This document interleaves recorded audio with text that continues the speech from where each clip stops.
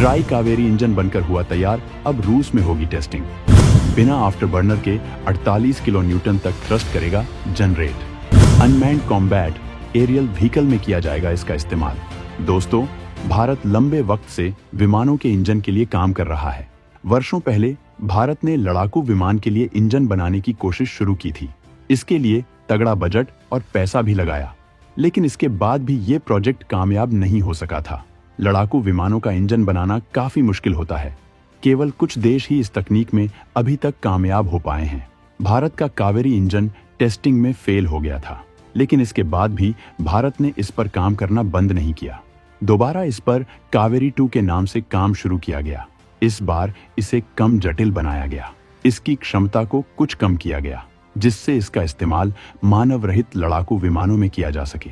और ये इंजन अब बनकर तैयार हो गया है, जो बिना आफ्टर बर्नर के 48 किलो न्यूटन की एनर्जी पैदा करता है। इसका इस्तेमाल अनमैन्ड कॉम्बैट एरियल व्हीकल में किया जाएगा। तो आइए जानते हैं कि भारत का ये इंजन कितना ताकतवर होगा और इससे भारतीय विमानों के विकास में कितनी मदद मिल सकेगी। स्वदेशी इंजन की दिशा में भारत को मिली ऐतिहासिक सफलता।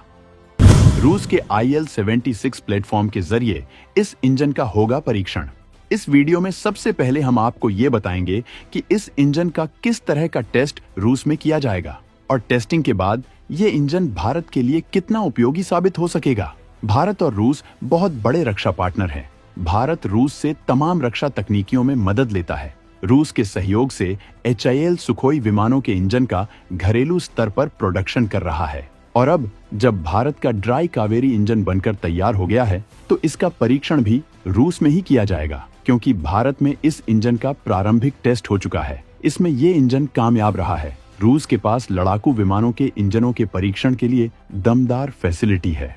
IL-76 विमान का इस्तेमाल इस तरह की टेस्टिंग के लिए किया जाता है। ये मल्टीपल इंजनों का इस्तेमाल करता है। इनमें से एक इंजन की जगह उस इंजन को लगाया जाता है जिसका टेस्ट करना होता है, और इस तरह नए इंजन की क्षमताओं का पता लगाया जाता है। अगर रूस के इस प्लेटफॉर्म में भारत के ड्राई कावेरी इंजन को कामयाबी मिल जाती है, तो फिर इसका इस्तेमाल भारत के मानव रहित लड़ाकू विमानों में आसानी से किया जा सकेगा। ये भारत के लड़ाकू विमानों के इंजन के क्षेत्र में बहुत बड़ी सफलता साबित होगा। बाद में इसकी क्षमताओं में विकास करके इसका इस्तेमाल लड़ाकू विमानों में भी किया जा सकेगा। एक बार लड़ाकू विमानों का ताकतवर इंजन अगर भारत के हाथ में लग जाता है, तो ये बहुत बड़ी सफलता होगी, क्योंकि भारत अभी तक विमानों की तकनीक में इस क्षमता को हासिल नहीं कर पाया है। इसकी वजह से ही भारत विमान निर्माण के मामले में लगातार पीछे जा रहा है।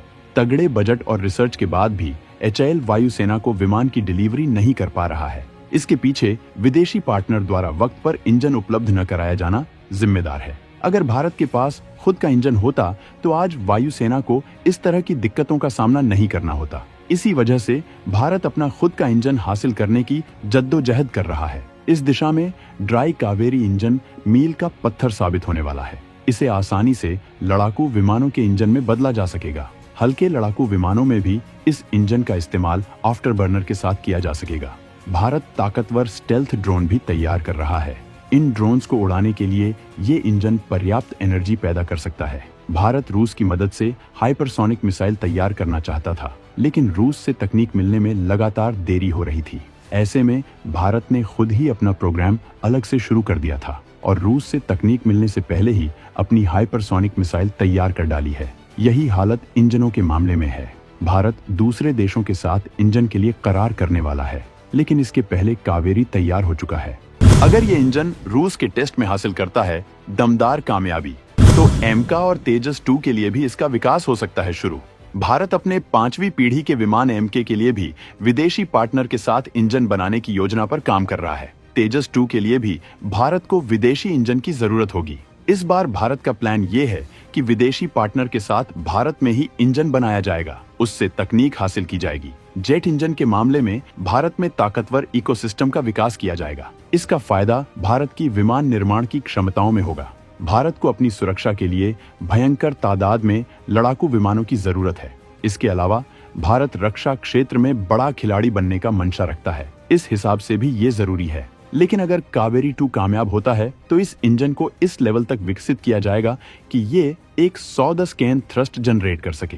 जिससे भारत के एमका के लिए विदेशी इंजन की जरूरत नहीं रह जाएगी और तेजस 2 में भी इसका इस्तेमाल किया जा सकेगा। भारत का एमका विमान 5वीं पीढ़ी का विमान है। ये स्टेल्थ क्षमताओं से लैस होगा। ऐसे में इस विमान के लिए ताकतवर इंजन की जरूरत होगी। भारत इसके लिए 110 केन थ्रस्ट वाले इंजन की तलाश कर रहा है। इसके लिए भारत के पास कई विकल्प हैं। अमेरिका के अलावा ब्रिटेन और फ्रांस के पास भी ये ताकत है। रूस के पास भी ये क्षमता है। रूस का सुखोई 57 भयंकर ताकतवर इंजन का इस्तेमाल करता है, क्योंकि सुखोई 57 एक भारी विमान है, लेकिन इस इंजन की क्षमताओं को कम करके रूस इसे एमका के लिए तैयार कर सकता है।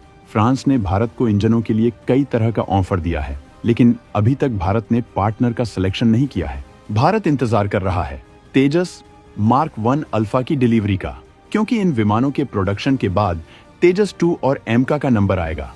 तेजस मार्क 1 अल्फा के लिए अभी एडिशनल ऑर्डर भी तैयार है। इनकी आपूर्ति से भारतीय वायुसेना की जरूरतों को पूरा किया जा सकेगा। कम हो रही स्क्वाड्रन क्षमता को बैलेंस किया जा सकेगा। तेजस 2 एक मल्टी रोल फाइटर जेट है, जिसके आने के बाद भारत को विदेशी पार्टनर से विमान हासिल करने की जरूरत नहीं होगी और भारतीय वायुसेना की क्षमता काफी बढ़ जाएगी। भारत विमान निर्माण की दिशा में लगातार अपनी ताकत बढ़ा रहा है। इसके लिए सरकार तगड़ा बजट भी खर्च कर रही है, लेकिन पहले से भारत में इकोसिस्टम मजबूत न होने से इस दिशा में अभी काफी जद्दोजहद करनी पड़ रही है। एक बार भारत को इंजन मिल जाने पर भारत तेजी से विमान बना सकेगा। दुश्मन चीन ने 6ठी पीढ़ी का विमान उड़ाकर भारत के लिए चुनौती बढ़ा दी है। वो जल्द ही ट्रायल पूरा करके इन विमानों का प्रोडक्शन शुरू कर सकता है। उसने अपने इन विमानों को भयंकर क्षमताओं से लैस किया है। उसके पास पहले से 250 स्टेल्थ लड़ाकू विमान हैं। वो इनकी तादाद 1000 तक पहुंचाने की कोशिश कर रहा है। उसका दूसरा स्टेल्थ विमान भी बनकर तैयार है। अब वो इसे बाजार में उतार चुका है। पाकिस्तान ने उसे खरीदने का भी ऐलान कर दिया है। ऐसे में भारत के पास खुद का जेट इंजन होना जरूरी है। तो दोस्तों, ड्राई कावेरी इंजन को लेकर आपका क्या कहना है? कमेंट में जरूर बताएं।